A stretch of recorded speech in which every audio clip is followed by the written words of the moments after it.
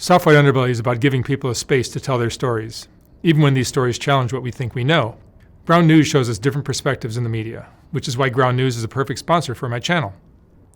In a world where algorithms censor much of the information we receive, some of the most important stories get missed from our news feeds. Ground News highlights local news from around the world, giving you an on-the-ground perspective that national coverage might miss. The app and website empowers you to form your own opinions by presenting you with every article published on any news story worldwide. My favorite part of the app is the data it gives you on each news source as you read it, such as where it leans on the political spectrum, a factuality rating indicating how subjective their printed reporting tends to be, and who funds it. I particularly like their blind spot feed, dedicated to showing you news stories that are underrepresented in the mainstream media. You can check this all out by scanning the QR code on screen or clicking the link below. It's easy to forget how much bias can shape the reality we live in. And in a world where our attention is constantly being fought over, my Vantage plan easily helps me keep up with more important stories slipping through the cracks. So I encourage you to check them out at ground.news/SWU. Subscribe through my link or download the mobile app and enter promo code SWU to save 40% off their Vantage plan. And by subscribing or even gifting it to someone you know, you're helping hold the media accountable and helping my channel directly. Thank you for watching. Well, it's good that you get to show these stories, because they probably wouldn't have been told. They would never have been told, most of them, yeah. Mm-hmm. So where are you from, Frank? I grew up in the Lower East Side of Manhattan, Little Italy, in the late 70s, early 80s. Tell me about how you grew up. I grew up above the famous Parisi bakery. It's been there since 1903. I grew up on Elizabeth Street.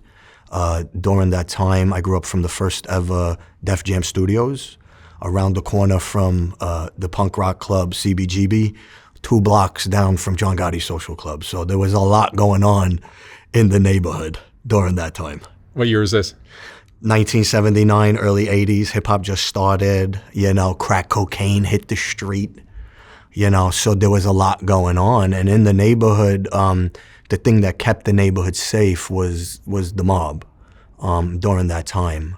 I grew up, like I said, 2 blocks from Gotti's Social Club, and my uncles would leave. I grew up above the building, in the building of my bakery, my family's bakery, Parisi Bakery, which has been there since 1903.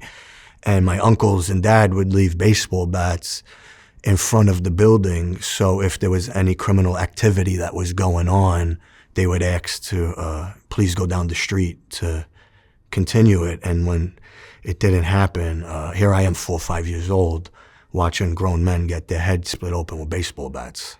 So definitely a different childhood than most, especially with all that going on in the environment. My mom would always say,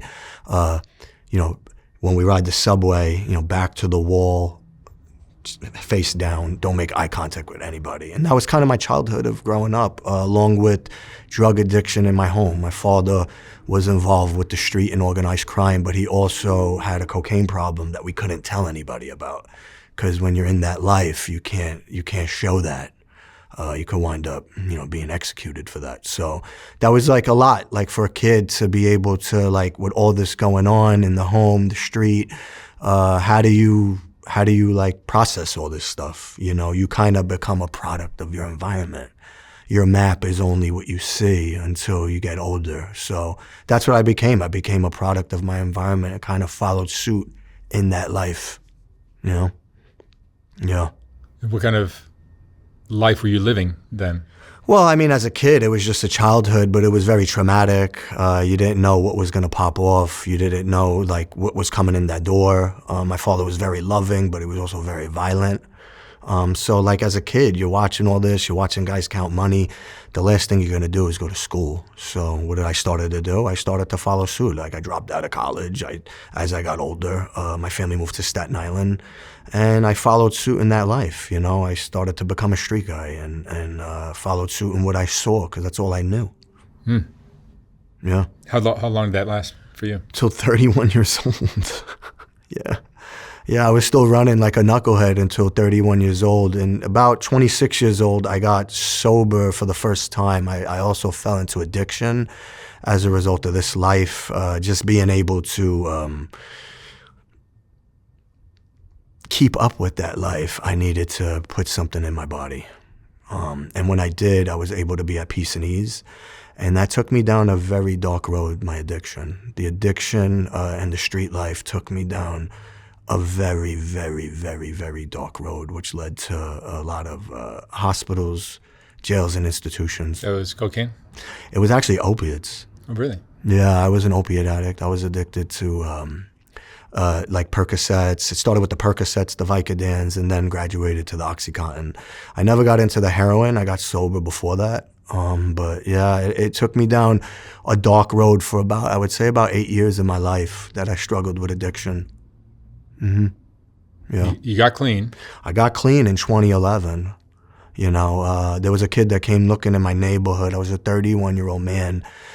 And it's funny that we talk about this because I always say that my story is not from here. It's very divine in nature, and we'll get into that. But growing up how I did, July 31st of 2011, I had a moment of clarity. There was a guy that came to my house in Staten Island looking for money, and I didn't have money to pay this guy. And my wife, who was an attorney on Wall Street, who actually had defended me in court for past charges, like the King of New York, came out and paid, here I am, a grown man, street debt, $400 that I didn't even have to pay. And that day I looked myself in the eyes and I took full accountability for where I was at in my life and where I was gonna go. I said, it doesn't matter that we're in a ditch.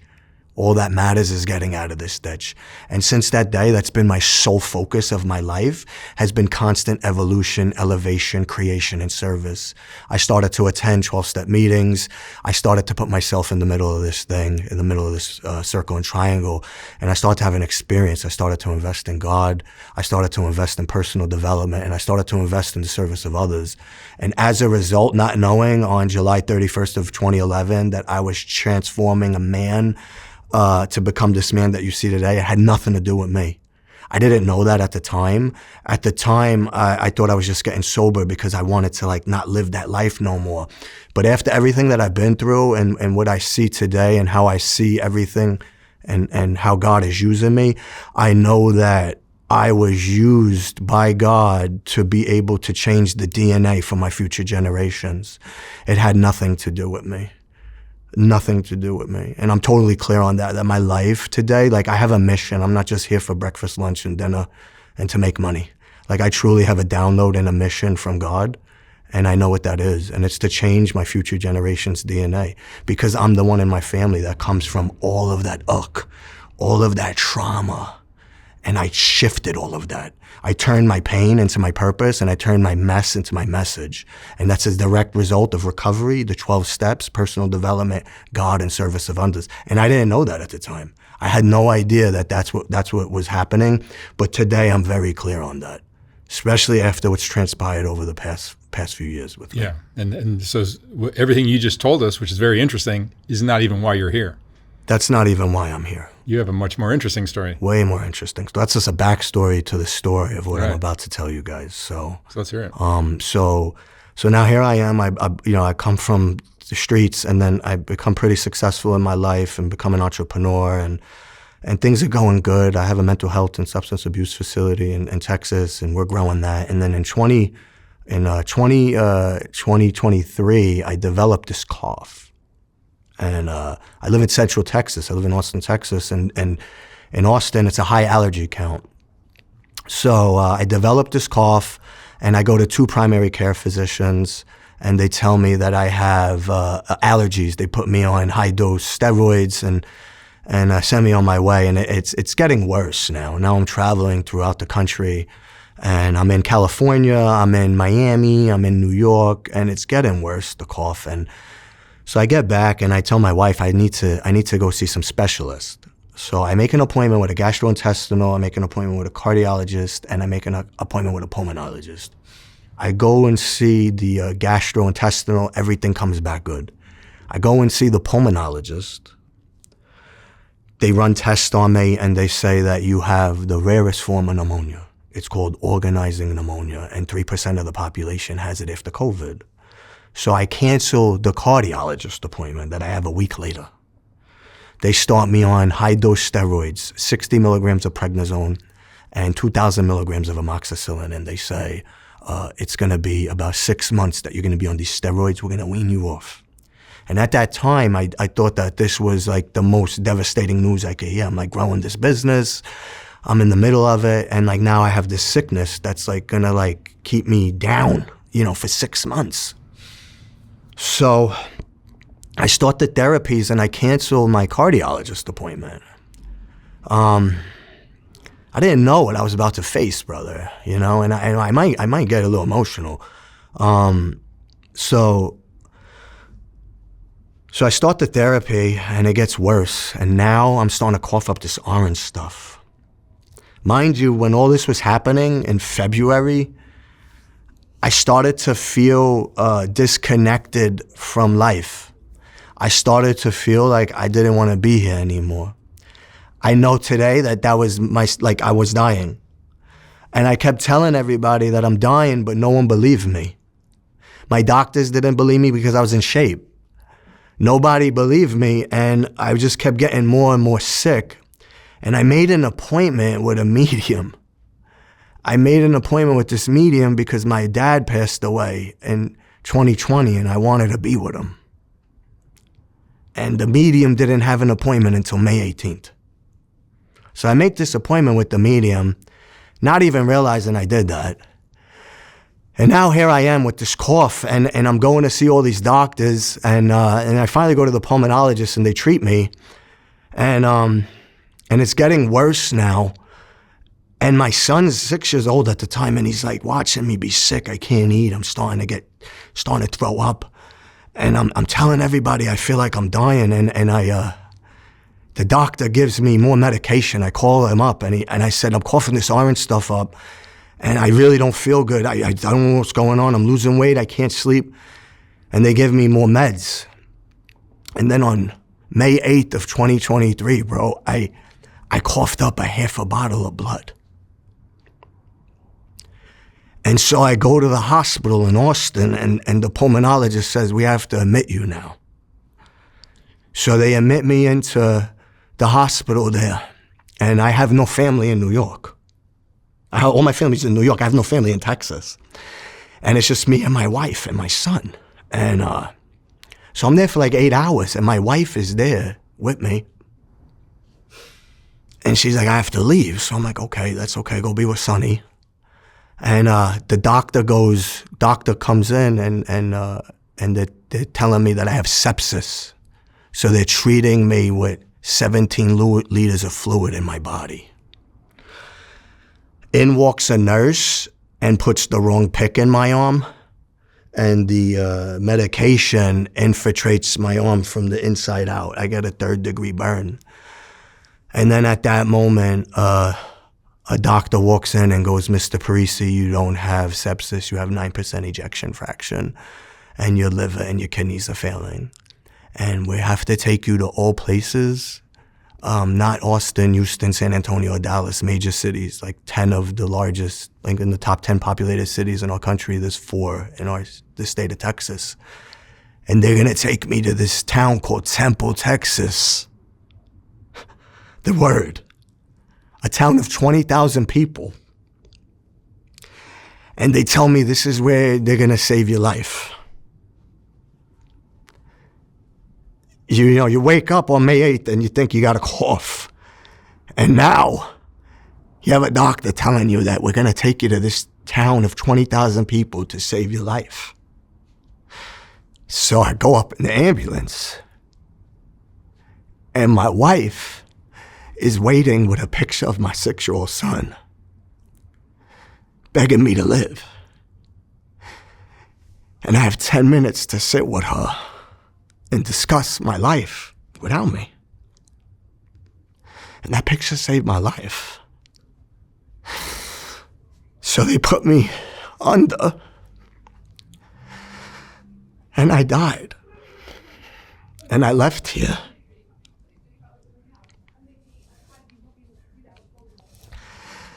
And when I left here,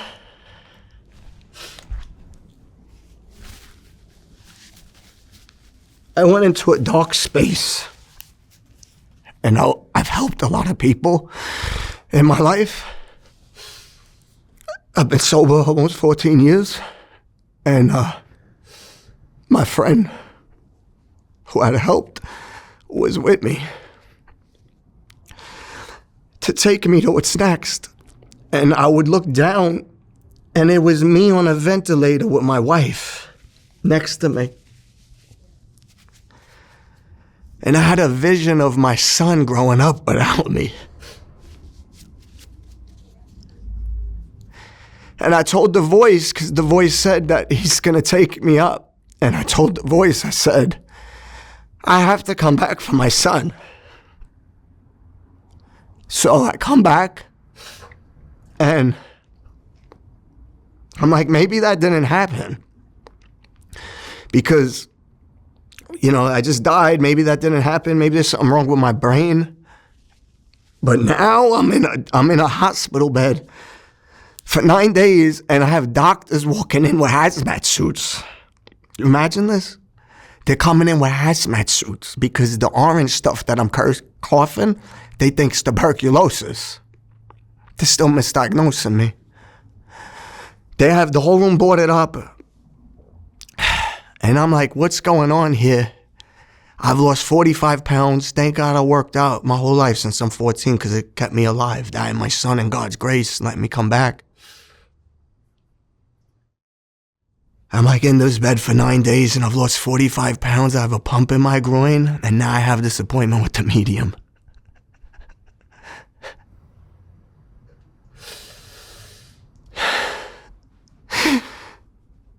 And my wife's like, I don't want you to see her. And I said, I don't care. This doesn't make sense. None of this makes sense. So I talked to the medium on FaceTime, and I'm in the bed, and I'm talking to my dad. You could Google my name, and you could find out stuff about me, and you could find stuff about my dad. It's on the internet. But the medium goes, all my doctors were from New York, in Temple, Texas. There's 20,000 people. There was a doctor there named Dr. Reddy. He's not there no more. He brought his whole team from Mount Sinai in New York. This is how God works.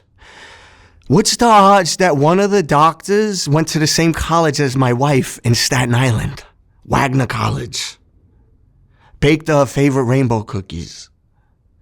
What's the odds one of the other doctors' dad, the father-in-law, was in the mafia? Like my dad, in the middle of Temple, Texas, with 20,000 people. What's the odds of this? You could Google my name, like I said, but the medium knew of everything about my dad. I talked to him. But there's 3 things she couldn't have known. She goes, all your doctors are from New York. I said, yeah. She goes, your dad sent them there for you.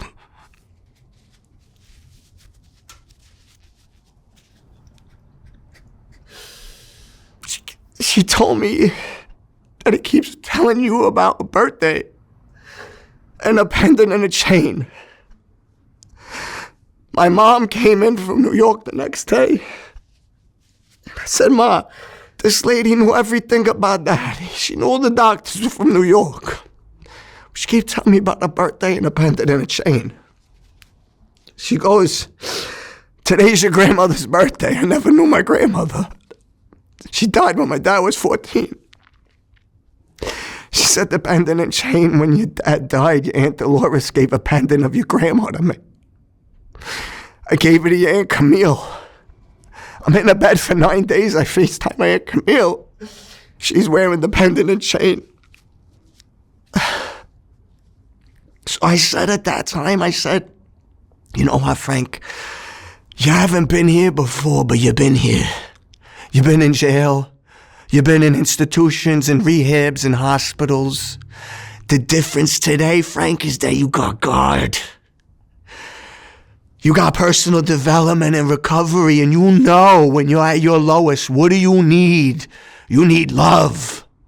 And the only way you're going to get love is by giving it, because life's a mirror. So I started to give love to all the nurses. I work in healthcare my whole life. So I started to give love to the nurses. I started to buy them breakfast, lunch, and dinner. I said, you know why? You got to get up, bro. You got to get up. You got to learn how to walk. They put the pump in my neck so I could walk. And when you're in a bed for 9 days, you got to learn how to walk again. So I had to get up and take 10 steps at a time. And that 10 steps led to 1 mile, brother. And then 2 miles. And then 3 miles. And then 4 miles. And then 5 miles. And they put a pump in my chest. I got 13 staples. I did ibuprofen because I was addicted to opiates. 13 staples with this impeller pump in my chest that's keeping me alive because it's going to see if my heart's going to recover. They tell me I might need a heart transplant. You imagine waking up on May 18th? I started to walk 5 miles in the ICU unit. And I'm hearing code blue, which means somebody else died. And I'm bringing light. In the darkest of times, they got me a Superman cape in the unit. And every time I'd walk that unit, they play the Superman music. They got a plaque of me in the hospital. It's never a victim in life. It's always a victim. It's never why me. It's why not me. I had a vision. I said to myself, it's what's the gift and what I'm going through and what am I going to become because of it? I started to write a book for my son just in case he died. I still want him to know where his dad came from, who he was, and what it was that he did to transform to become the man that you guys see today. And that book became a bestseller in 3 countries. Never a victim in life. What is the gift in what you're going through, and what are you going to become because of it? I started to serve in the darkest of times in that hospital unit. And God blessed me, brother. June 1st, they said, they come in and Dr. Hassan now goes in and he says, you know what, Frank, your heart's dead. You imagine May 8th, you wake up, you think you got a cough. Now all this is happening. How do I talk to my son? God is everything, he is nothing. What does my future look like? God is everything, he is nothing. People can say it all day, I live it. Complete abandonment. You're utilizing me, I know it. So now here I am. They say you're going to need a heart. Now I got to deal with this. I got to get arm debridement. June 1st, they come in, they debride my arm. They say, Mr. Parisi, it's going to be 6 to 8 weeks before you get a heart transplant because you're O positive. I've only seen my son once, 4 weeks in the hospital. I mean, 6 to 8 weeks, I get an arm debridement. Today's June 2nd. I got an arm debridement June 1st of 2023.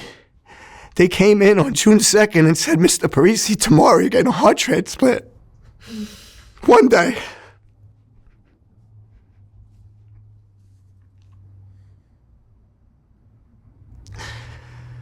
And then I come out and I'm awake on the ventilator. And I wrote, I don't care about pain. I'm grateful to be alive because gratitude and love is the highest frequencies we can operate from besides enlightenment. And when you operate from that, God will bless us. I started my journey. He blessed me. I was able to live. And I started this whole process after that to build my body back, to build my mind back. This book wound up becoming a bestseller in 3 countries. I worked with a company for 4.5 years and I helped take them to a really good place.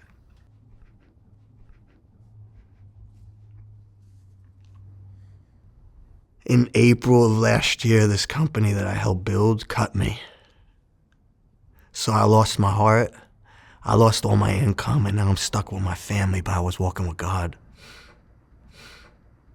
And then randomly in the summertime, I get the mail. And I never get the mail. It's a Friday night, and I get the mail. And it's my donor's family. And I speak to them. The parents are divorced. And I love you, Cora and Matthew. So I speak to the mom, and what's the odds that her dad, because my donor's a 19-year-old girl named Kaylee Bearden, her dad is renewing his wedding vows of his wife of 10 years the next day in Longview, Texas, and invites me and my family to participate in the ceremony. And I go out and they all listen to her heart, bro. She was a 19-year-old girl that died in a car accident. Her name was Kaylee Bearden. And her little sister was in the car with her. And her little sister listened to her heart and my body. The whole family did. God is so good. God is so good, brother. What's the odds that my niece, Angelina, has needed a kidney transplant her whole life? She's with me 2 weeks while I'm dying. No one knows I'm dying. Before the transplant. What's the odds that the day I died, May 8th, she just got worked up for her kidney transplant? What's the odds I become a best-selling author? She watches her uncle go through all this, come back, PTG, post-traumatic growth, 10 times stronger, motivational speaker, mindset coach, entrepreneur, best-selling author. What's the odds that I do a call to action on social media? I get 175,000 views, 20 people will get tested for my niece. What's the odds one of them is my donor's sister? You can't make this up.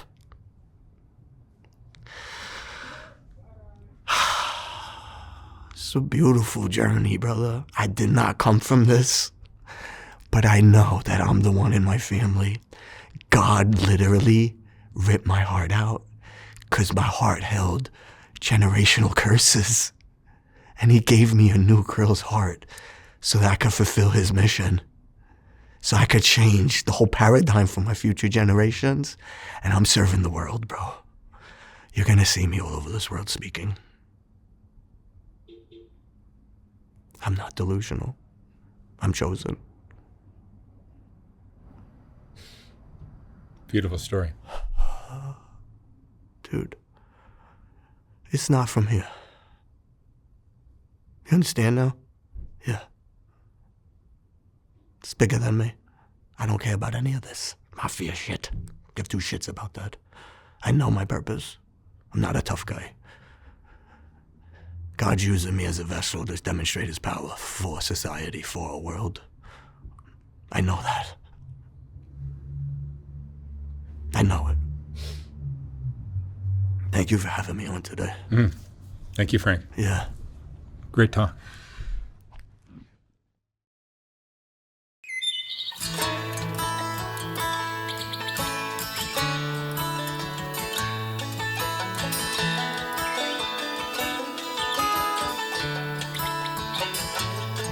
I'm in the middle of the mountains, that river running wild. I'm as peaceful as a shadow and carefree as a child.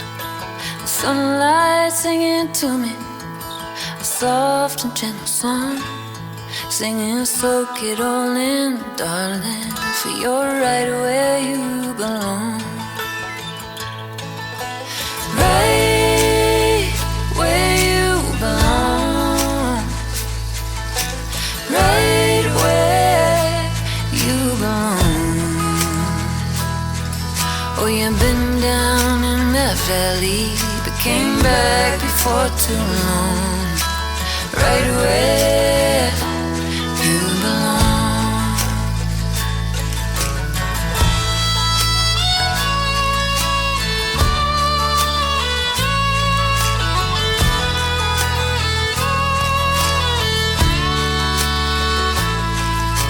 You've been to hell and back again. Nobody knows your story, at least not the full one, 'cause you've learned you can't trust just anyone. Life has dealt some heavy blows, some have made you strong, but you shouldn't have to work so hard to find where you belong. Find where you belong. Find where you belong. Oh, you've been down in that valley, you've been down far too long. Let's find where you belong. belong.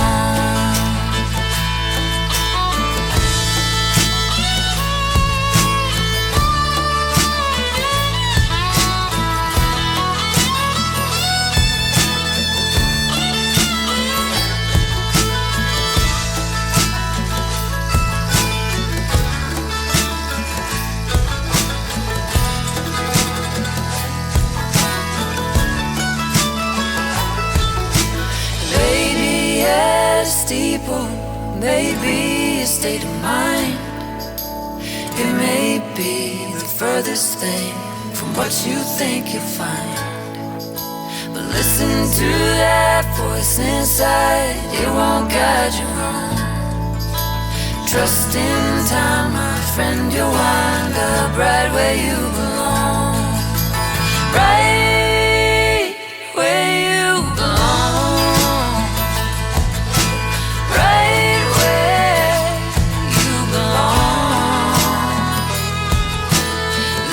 Still be valleys, but you won't stay too long.